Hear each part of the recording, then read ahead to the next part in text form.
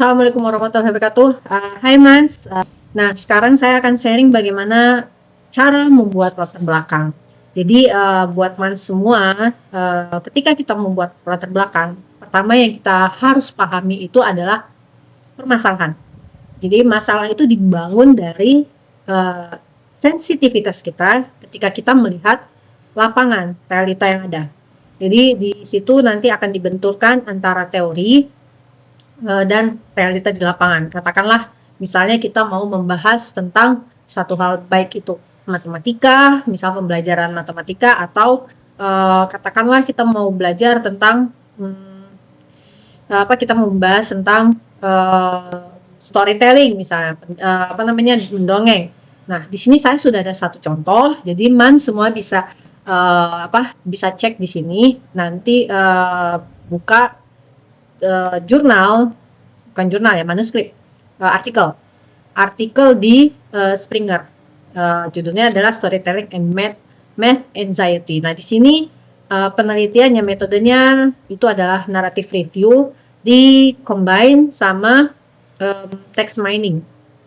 Nah, yang di sini yang dibahas adalah tentang metode storytelling untuk pembelajaran matematika, di mana ternyata storytelling ini bisa menjadi alternatif untuk peserta atau peserta didik atau siswa dalam mempelajari matematika. Karena selama ini yang diketahui adalah matematika itu, ketika kita belajar matematika, pertama metodenya kebanyakan adalah memorizing atau menghafalkan rumus gitu ya, dan menghafalkan konsep-konsep yang abstrak gitu. Pada akhirnya, ini pengalaman saya sebenarnya. Jadi pada akhirnya ketika belajar matematika, kecemasan itu meningkat dan takut gitu, karena aduh nggak paham nih gitu kan. Ini apa sih, rumus-rumus apa sih, Pythagoras apa sih gitu kan. Nah, ternyata ada satu metode untuk belajar matematika yang menarik gitu. Tapi ini metodenya adalah storytelling. Nah, kan lain dari yang lain, seperti mendongeng gitu. Nah, ini ada salah satu artikel yang membahas itu. Silakan nanti dibuka, judulnya ada Storytelling and Math Anxiety. Nanti akan saya bagikan di deskripsi. Nah, kebetulan ini dalam bahasa Inggris ya Mas ya. Pertama, ini adalah abstrak. Jadi bagaimana cara membuat latar belakang? Tadi saya sudah sampaikan, membuat latar belakang itu adalah sebenarnya dimulai dari permasalahan. Jadi kita tahu permasalahannya apa, yang ada di sekitar kita, dan membuat deskripsi permasalahan itu, kita tahu kita pengennya seperti apa, kondisi idealnya seperti apa, kondisi yang diharapkannya seperti apa, tapi realitasnya seperti apa gitu ya. Oke, baik, ini abstrak, dan kita akan lihat kalau di artikel latar belakang itu bisa masuk ke introduction. Jadi di sini ini berbahasa Inggris ya Mas. Dimulai dari studi tentang kepercayaan affective student. Nah, di sini karena ini bahasa Inggris, jadi kalau misalnya Mas merasa ada kesulitan untuk memahaminya, sebenarnya bisa diganti di sini ke bahasa Indonesia. Nah, ini choose another language, pindahkan ke bahasa Indonesia. Oke, translate. Oke, nah sudah berubah ya Mas, berubah jadi bahasa Indonesia. Jadi pertama saya mau tadi seperti yang saya bilang, untuk membuat latar belakang itu sebenarnya adalah bagaimana kita katakan sajalah realitasnya, yang sebenarnya kan kalau realitas itu kebanyakan tidak sesuai dengan kondisi ideal atau kondisi yang diharapkan, atau teori bunyinya itu seperti apa, tapi ternyata kenyataannya itu tidak sesuai dengan teori. Seperti itu ya. Kalimat pertama adalah sebuah studi tentang keyakinan afektif siswa mengungkapkan bahwa 88% siswa membenci matematika. Nah, jadi udah mulai nih, sudah mulai terjadi permasalahan, ya kan? Karena sebenarnya sesungguhnya matematika itu adalah sesuatu yang sangat penting, dan matematika itu kita tahu tidak bisa terlepas dari bidang-bidang yang lain, dan matematika itu sangat eee, untuk teknologi itu sangat-sangat memegang, peranan yang sangat penting gitu dan tidak bisa dilepas, sama sekali tidak bisa kita benci matematika, tapi kita tidak bisa menghindari matematika. Kita harus menjadikan matematika sahabat, seperti itu intinya kan. Tapi di awal saja sudah dikatakan 88% siswa membenci matematika. Ini jadi di awal itu kita bisa mengungkapkan masalah-masalah, dan masalah ini harusnya dikunci dengan data.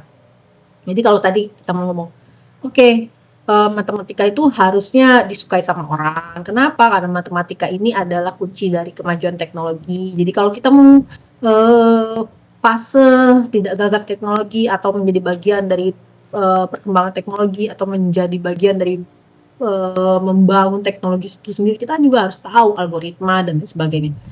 Tapi masalahnya tidak semua dari kita itu menyukai matematika, karena itu tadi kan pembelajarannya yang sangat abstrak. Lalu selain pembelajaran abstrak, dia menghafal banyak, lebih ke metodenya menghafal, drilling, seperti itu. Nah, ini sudah diungkapkan di kalimat pertama, sudah diungkapkan.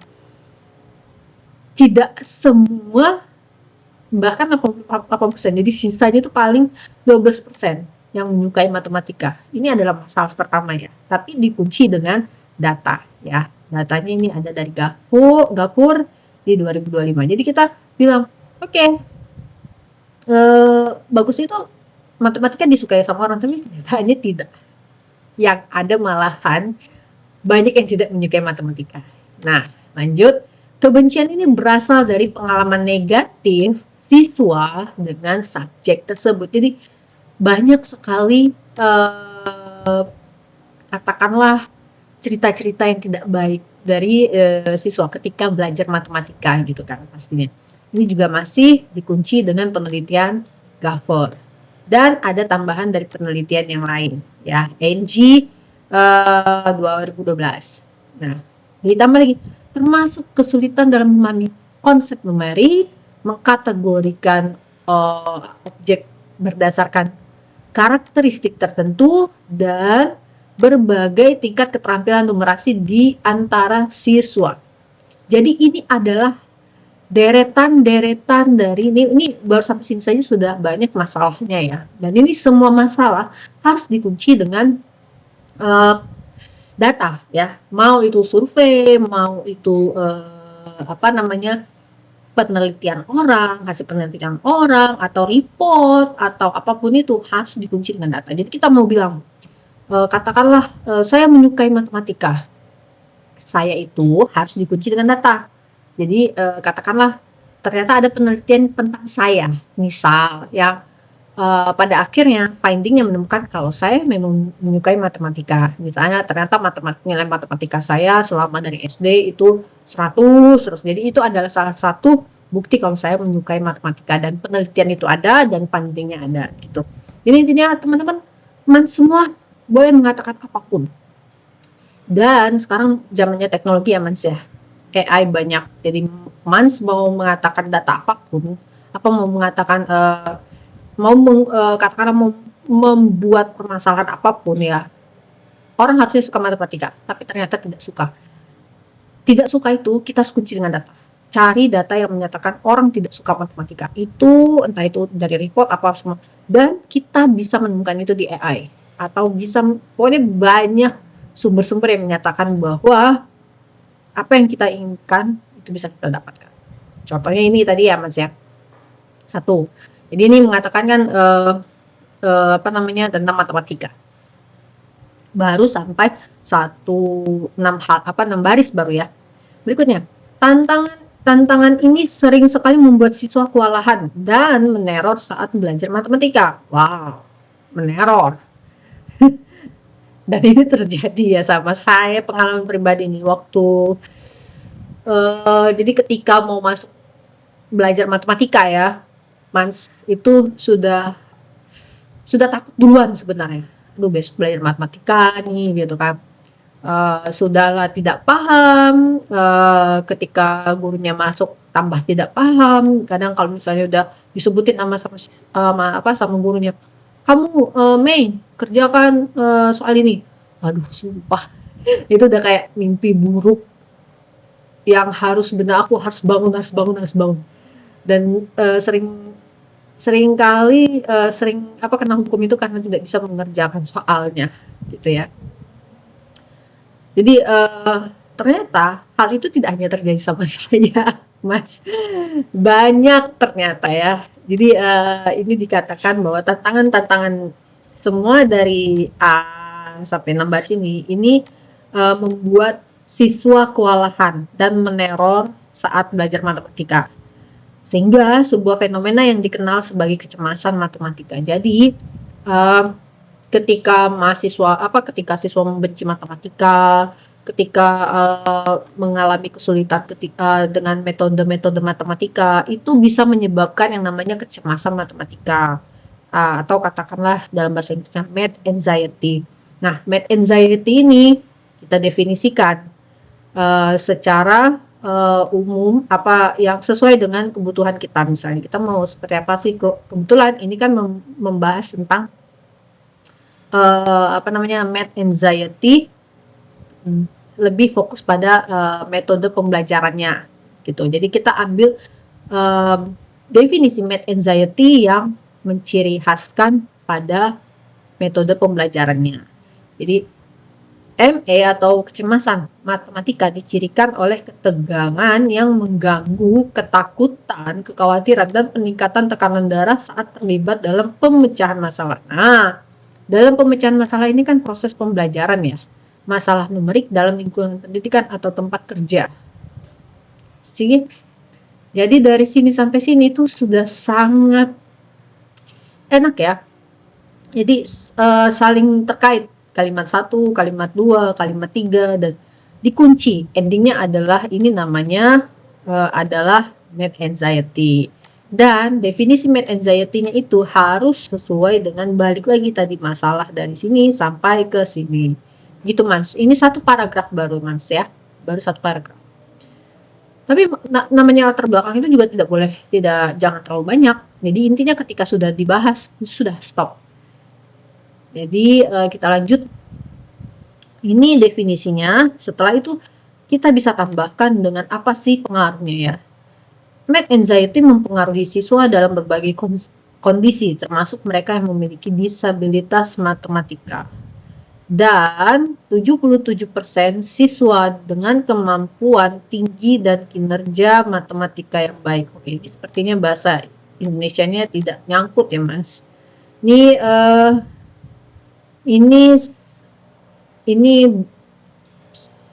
Jadi gitu, Mas. Ketika bahasa Inggris di bahasa Indonesia kan juga kadang rancu ya. Isinya ini adalah, kalau saya nangkap secara umum, jadi math anxiety itu tidak hanya mempengaruhi siswa ME itu mempengaruhi siswa dalam berbagai kondisi. Jadi mahasiswa yang normal maupun yang memiliki disabilitas. Jadi semua kondisi namanya ME itu tidak pandang bulu. Mau dia pintar sekalipun ternyata dia juga mengalami namanya math anxiety. Mau dia IQ-nya tinggi sekalipun dia juga mengalami math anxiety. Yang disabilitas sekalipun mengalami math anxiety. Jadi math anxiety ini tidak pandang bulu, semua mengalami. Dan dikatakan lagi 77% siswa dengan kemampuan tinggi, tuh ini tadi saya bilang kan 77% siswa dengan kemampuan tinggi dan kinerja matematika yang baik. Jadi ternyata yang IQ-nya bagus dan yang paling keren matematikanya itu yang paling tinggi mengalami math anxiety. Itu dari hasil penelitian David et al. Jadi gitu ya, Mas ya, kita bisa mengatakan apapun sebenarnya. Pasti ada penelitiannya, pasti ada datanya, pasti ada surveinya. Itu yang harus kita cari. Dan itu yang harus dimasukkan ke dalam latar belakang. Karena gini, ketika Mas mau mengatakan jadi harusnya, kan kita tahu nih, matematika itu sangat dekat dengan perkembangan teknologi. Sekarang itu tidak bisa kita lepaskan matematika, tidak bisa kita memilih untuk tidak belajar matematika, apalagi di era saat ini. Tapi masalahnya, kenyataannya tidak semua orang, termasuk saya sendiri gitu kan, menyukai matematika. Nah itu tadi, kita bisa mengatakan apapun yang tidak disukai dari matematika atau kejadian yang tidak enak selama belajar matematika, karena konteksnya di sini kan pembelajaran matematika gitu. Tapi Mas, ketika Mas mau mengatakan hal-hal itu, apapun itu harus dikunci dengan data. Jadi ini semuanya kan dikunci dengan data. 1, 2, 3, 4, 5, 6. Jadi itu penelitian yang baik, latar belakang yang baik itu bisa menemukan datanya. Jadi dia mau mengatakan apapun kondisi tidak baiknya ya, kan dasen dan dasolen. Dasen itu realita dan dasolen itu adalah oh ya, saya kebalik, coba kita balik lagi ya. Saya suka kebalik dasen dasolen. Jadi dasen itu adalah kenyataan. Dasen itu kenyataan dan dasolen itu adalah yang seharusnya atau yang kita kondisi yang diharapkan seperti ini. Jadi dasolen itu seharusnya masyarakat Indonesia itu kalau ingin Indonesia emas 2045 ya harus memiliki kecintaan matematika. Math skill-nya itu harus paling tidak 90%. Itu idealnya ya. Tapi kenyataannya, nah kenyataan-kenyataan inilah yang harus kita jabarkan. Tapi dijabarkan harus kita kunci. Apapun itu kenyataannya harus kita kunci dengan hasil penelitian, survei ataupun report. Nah ini sebenarnya kunci dari latar belakang yang baik. Kalau kita tidak kunci dengan dengan penelitian, hasil penelitian atau survei, ya itu ibarat kayak lah kata siapa? It's your assumption. Gitu. Itu hanya asumsimu saja gitu kan. Jadi itu bukan latar belakang namanya. Itu bisa dikatakan opini, tapi opini juga ada datanya gitu Mas. Jadi harus dikunci dengan data yang valid, penelitian yang valid. Balik lagi. Nah, di sini pendekatan tradisional terhadap pendidikan matematika. Jadi sudah mulai merujuk ya, karena kan ini tadi bahasanya adalah storytelling and math anxiety. Jadi, bagaimana metode bercerita ini diaplikasikan di negara-negara di Asia. Jadi sudah merujuk ya. Itu jadi kita kalau membuat latar belakang dari yang general, nah nanti akan mengerucut gitu, mengerucut sesuai dengan judul dari penelitian kita. Jadi sini sudah. Sini tadi kita belum bahas ya. Hal ini seringkali menyebabkan siswa mengembangkan keinginan kuat untuk menghindari matematika di masa mendatang. Kan bahaya, ya kan? Bahaya kalau misalnya intinya kalau orang sudah punya kecemasan matematika. Karena ini sebenarnya pengalaman saya, Mas ya. Jadi saya tuh sampai tidak mau kuliah dengan ada mata kuliah yang berbau statistik, karena saya tidak bisa. Ya, benar kan? Berarti ketika kita memiliki math anxiety, jadi ada kecenderungan kita untuk menghindari itu, untuk menghindari pekerjaan yang berbau matematika di masa mendatang. Dan MA dapat muncul sejak kelas 4, mencapai puncak selama sekolah menengah pertama dan berlanjut hingga tingkat sarjana. Berikutnya, pendekatan tradisional terhadap pendidikan matematika di negara-negara Asia memiliki dua hasil yang bertentangan. Di satu sisi, pendekatan ini yang dicirikan oleh jam belajar yang lebih panjang. Nah, ini karena ini membahas tentang negara-negara di Asia, jadi sudah mengerucut bagaimana sih metode pembelajaran matematika di Asia. Jadi salah satunya adalah jam belajar yang panjang, usaha yang lebih tinggi, harapan keluarga juga yang tinggi, dukungan, kesadaran metakognitif, efikasi diri, konsep diri, ketahanan matematika, dan kesadaran lingkungan. Nah, sebenarnya ini Mas kalau mau bahasa Inggris bisa ditukar lagi ya ke bahasa Inggris. Berkontribusi pada prestasi akademik yang lebih tinggi. Nah, jadi intinya adalah kalau di Asia itu harapan harapan keluarga ya kan, ekspektasi itu selalu tinggi untuk matematika ya. Tidak hanya matematika sebenarnya, untuk semua pelajaran rata-rata seperti itu. Dan memang untuk negara-negara seperti Jepang, Korea, China, yaitu Hong Kong ya. Jadi makanya didukung sama hasil penelitian. Jadi saya bisa bilang begini karena saya membaca beberapa penelitian nih. Di mana negara-negara ini memfokuskan bagaimana kalau anak-anak itu harus bisa matematika, ya. Pada akhirnya kan itu akan menambah tingkat kecemasan matematika itu sendiri ke siswa. Keluarganya belum belajarnya udah sulit, keluarganya juga menekankan ekspektasi yang tinggi untuk pencapaian skill matematika seperti itu. Nah, di sisi lain teman-teman, pendekatan ini juga menghasilkan prevalensi MA sebesar 77,8% di antara siswa di negara-negara seperti Korea. Ini disebutkan Korea, Jepang, Taiwan, Turki, Indonesia, Tiongkok, dan Singapura. Ini adalah negara-negara yang menginginkan matematika dan capaian matematika itu harus tinggi gitu. Dan ini salah satu juga yang menyebabkan tingkat kecemasan matematika itu tinggi. Ada beberapa penelitian. Dan selanjutnya, secara spesifik metode pengajaran tradisional yang dapat meningkatkan MA. Nah, ini dibahas lagi. Tadi sebenarnya sudah dibahas di atas, tapi ini khusus untuk di Asia, ya. Khusus untuk di Asia. Kalau di atas tadi secara umum, nah ini khusus untuk di Asia. Jadi, metode pengajaran tradisional yang dapat meningkatkan MA di Asia ini ya. Salah satunya adalah instruksi langsung, ya. Instruksi langsung itu adalah dikasih soal gitu, dikasih soal disuruh kerjakan gitu kan. Terus ada kerjakan soal ini nih gitu kan. Praktik berbasis latihan, nah ini sama, dan hafalan.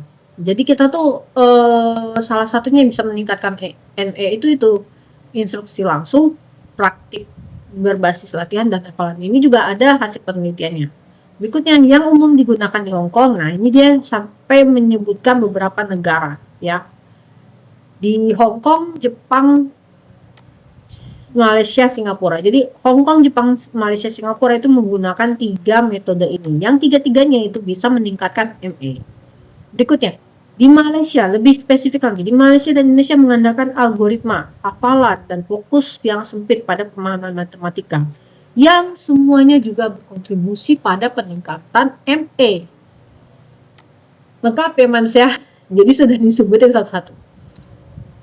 Berikutnya, Haberman mengamati bahwa metode-metode ini lazim di sekolah-sekolah perkotaan dan menyebutnya sebagai pedagogi miskin. Ini hanya tambahan saja ya Mas ya. Dan ternyata ini sering terjadi itu di perkotaan ya. Negara, ibaratnya kalau negaranya sudah maju, dan itu terjadi di pusat kota gitu. Dan penelitian ini ada yang menyebutnya kalau metode ini itu disebut sebagai pedagogi yang kurang gitu. Harusnya seperti apa? Harusnya salah satunya alternatif. Itulah tadi mengapa ya pembelajaran matematika sekarang itu tuh cenderung meningkatkan kecemasan matematika. Ada nih alternatifnya gitu kan. Kita belum sampai ke sana, kita bahas dulu selanjutnya. Nah, berikutnya ada hasil penelitian sebelumnya juga menyatakan bahwa mengidentifikasi 3 faktor signifikan yang berkontribusi pada MA ya. 1, kecemasan terkait dengan kinerja publik dalam matematika. 2, ini seperti menjelaskan solusi kepada guru dan teman sebaya. 2, kecemasan angka atau ketakutan bekerja dengan angka dan melakukan perhitungan. 3, kecemasan guru matematika yang mencerminkan kecemasan sifat umum di antara pendidik. Nah, ini diperkecil lagi Mas. Jadi di antara metode-metode miskin ini tadi kan ada macam-macam ya.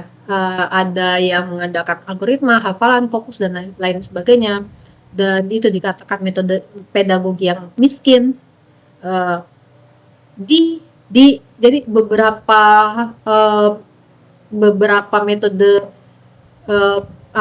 pembelajaran tradisional dalam matematika ini dikategorikan ke dalam tiga eh, tiga tiga mengidentifikasi. Mohon maaf, ini di Newstead ini mengidentifikasi 3 faktor signifikan, kembali menambahkan ya. Jadi selain dari metode-metode itu juga ada faktor-faktor lain yang bisa berkontribusi pada ME.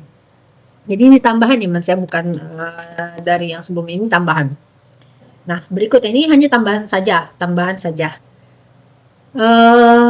Berikutnya adalah Locke menganjurkan untuk mengadaptasi dan memodifikasi instruksi matematika. Untuk itu makanya Locke menganjurkan, nah ini sudah mulai mengarah pada apakah ada sih alternatif gitu kan. Menganjurkan untuk mengadaptasi dan memodifikasi instruksi matematika untuk memenuhi kebutuhan masing-masing siswa. Jadi disesuaikan dengan kebutuhan masing-masing siswa. Karena tadi ya, karakter belajar mahasiswa ini kan berbeda-beda, kebutuhannya berbeda-beda gitu kan. Jadi gaya pembelajarannya itu pun berbeda-beda. Tapi ada satu alternatif yang sebenarnya mendekati semua suka gitu kan. Salah satu strateginya adalah menggabungkan contoh-contoh yang menggunakan matematika. Nah, ini si penelitian dari Nidis ya. Jadi melibatkan contoh-contoh yang menggunakan matematika. Atau kata Watson dan Mason itu bisa menekankan bahwa pendekatan ini mendorong pengembangan dan perluasan struktur pengetahuan siswa. Jadi yang penggabungan contoh-contoh menggunakan matematika ini juga bisa memperluas dan mengembangkan struktur pengetahuan siswa. Ya, karena ada contoh tadi kan, ada contoh yang menggunakan matematika. Jadi tidak hanya menyelesaikan soal, tapi ada diberikan study case di mana ini loh, kalau mau menggunakan rumus yang ini, itu kita belajar contohnya, bukan belajar rumusnya gitu. Tapi ketika kita sudah belajar contohnya, kita tahu cara menggunakan rumusnya, seperti itu. Jadi di mindsetnya itu adalah mulai dari contohnya dulu, bukan mulai dari konsepnya, seperti itu. Ini kata penelitian terdahulu ya Mas ya. Dan menyertakan contoh-contoh dalam bentuk naratif seperti bercerita juga memberdayakan siswa untuk menunjukkan kemampuan mereka sepenuhnya selama kegiatan belajar. Di sini sudah masuk ke alternatifnya, seperti bercerita gitu. Inilah yang dinamakan latar belakangnya Mas ya. Jadi intinya adalah latar belakang itu, Mas itu sudah tahu dulu masalahnya apa. Ketika sudah tahu masalahnya, di sana pasti Man sudah bisa mengidentifikasi teorinya itu keadaan kondisi idealnya itu adalah A, tapi realitasnya adalah B. Ketika kita mau menjabarkan realitas B ini, kita harus menguncinya dengan data, report, laporan, statistik, survei, dan lain sebagainya. Dan membuat latar belakang itu harus piramida terbalik. Seperti ini ya Mas ya. Jadi umumkan, sampaikan dulu yang general. Ini kan tadi general ya, general, tapi sudah merujuk pada permasalahan ya. Jadi jangan memulai sesuatu itu dengan definisi, jangan. Usahakan memulai sesuatu itu dikata-katain dulu lah. Kita kan suka sekali julid ya, netizen Indonesia itu sebenarnya suka sekali julid. Nah, perbedaannya ketika membuat latar belakang, Juli dan Julidawati ini harus dikunci dengan data ya. Jadi kalau kita bilang belajar matematika itu sulitnya apa misalnya, apanya, ternyata belajar rumus itu sulit sekali untuk dimengerti, saya tidak suka matematika, tapi tidak ada penelitian dengan saya gitu kan. Nah, kita cari penelitian, tidak semua orang suka matematika. Kita berkata tidak semua orang suka matematika, tapi apakah ada penelitian yang mengatakan bahwa tidak semua orang suka matematika? Itu PR kita, mencari penelitian sebelumnya, survei, statistik, dan lain sebagainya untuk mengunci kata-kata kita terhadap kondisi-kondisi realitas yang ada di lapangan. Untuk dibenturkan, seharusnya itu kondisi idealnya adalah seperti ini. Gitu. Ini yang akan kita cari solusinya, ini yang akan kita teliti. Kenapa realitasnya seperti ini? Apa yang harus kita lakukan untuk mencari kontribusi untuk agar minimal realitasnya ini bisa, yang negatif ini bisa bisa berkurang gitu. Untung-untung syukur-syukur alternatif yang kita kita rekomendasikan itu bisa menjadi solusi ya untuk masalah-masalah yang ada di lapangan gitu. Oke, jadi untuk teman semua silakan dibuat latar belakangnya ya, kirim ke komen silakan, nanti kita akan bahas ya, kita bahas bersama. Jadi silakan membuat latar belakang sekarang. Mari menulis yuk. Bye.